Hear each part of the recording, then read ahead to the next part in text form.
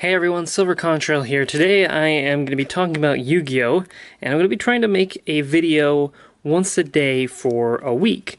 And we'll see how that ends up turning out. I don't know how well it's going to go over, but give it a shot. I'm trying this out with some new recording equipment, and hopefully it sounds great, or I'm going to have to redo this video again.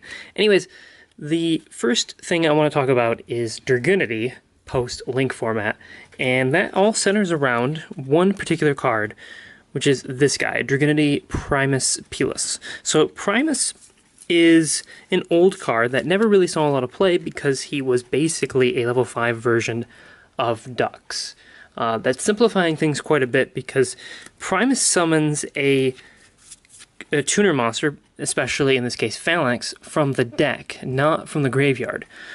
So basically you summon him and then you target a winged beast Dragunity monster you control, and then you equip Phalanx onto that monster. So typically you're going to equip it to himself. So it's really cool in the sense that you don't really need to develop your graveyard much to play this card. You don't need to set this into the graveyard, but on the other hand, you also can't search out Primus with Dragon Ravine. So Dragon Ravine requires, or Dragon Ravine's first effect can only search out a level 4 or lower dragon or Dragunity monster, or it can send any level of dragon. Unfortunately, Primus is level 5, so that doesn't quite work. The fact that he's level 5 also makes a big difference in how he's played. You can't just normal summon him directly, you're going to need a tribute of some sort. In this game, we've got a lot of ways to provide tribute fodder, but there's an even easier way to play him, because he doesn't need to be normal summoned to activate his effect. He can also be special summoned. That means we can pendulum summon him if we have to. So if we have some good old magician scales, so for instance an 8 and a 1, we can simply pendulum summon Primus from the hand, and then of course snap on the Phalanx, special summon Phalanx, and make a level 7 synchro from there. Now there are already some options that are available to us, especially within the magician deck, to go ahead and do these level 7 synchros, but there's a specific reason why I like Primus in this deck, and I'll get to that in a second. Toss these guys off the field for a second. Okay, so let's talk about some 7s we can make. So obviously, if we're playing them in Pendulum Magicians, we might be interested in making Odd Eyes Meteor Burst Dragon for all the fun stuff that Odd Eyes Meteor Burst is for. Of course, special summon from the extra deck, or excuse me, special summon from the Pendulum Zone, and then his no monster effects during the battle phase clause.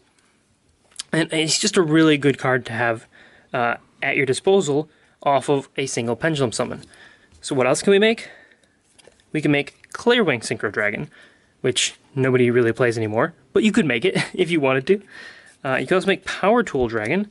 Now, Power Tool Dragon itself is interesting because it allows you to search Dragunity Divine Lance.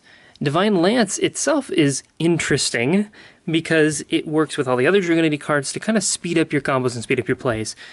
The big drawback to Dragunity Divine Lance is that it's not really searchable. You could Hidden Armory it, but typically you're going to be normal summoning your Dragunity monsters. Although actually in this case you're not, so that's interesting. It kind of gives an incentive to run Millennium and Divine Lance, because that gives you a chance to combine the two together in a way that you don't typically see with Dux. Okay, so you can run Millennium and this in addition to all your copies of Dux. Overall, it's probably too many. But I really like Power Tool for searching equip spells, especially some that I might talk about in a later video, some non-Dragunity related cards like Mark of the Rose and Falling Down. Okay, and then finally, Dragunity Knight Trident. This actually saw play in Metal Foes earlier this year. Basically, you would make this off of Ultimate Sulkin, and then you would send your set Metal Foe spells and traps to the graveyard to activate his effect. And his effect is just simply, once per turn, you can send up to 3 cards you control to the graveyard, and then you can look at your opponent's extra deck and send as many cards as you sent to the graveyard. So you can summon him, send himself and 2 other cards, or himself, or just 3 other cards in general, to the graveyard, look at your opponent's extra deck, take all their copies of Trident, take all their copies of, or 1 copy of Broad Bowl, or like all their copies of Broad Bowl and 1 Trident, and just dump them in the graveyard. Or if you're playing against like ABCs, you take all their Dragon Busters and you put them in the graveyard. Okay, so this card is really good in general. It's kind of like an offensive Ghost Reaper. And generally kind of fun to play. Not fun for your opponent to play against. And it's something that you can't get with, for example, Harmonizing Magician in Magician Pendulums. Okay, so that is pretty much it, and pretty much all I want to talk about. There's another card that's like Primus, and that is Mistiltein. So Mistiltein can also summon from the graveyard, which is, again, different, but it can also activate its effect when it's summoned from the hand, which is part of its, you know, if you have a Dragunity card or a Dragunity monster, you send it to the graveyard to special summon it from the hand, and then it will sort of snap on with Phalanx. So, for example, you would normal summon, and then you would send to the graveyard to special summon, and then this will snap on.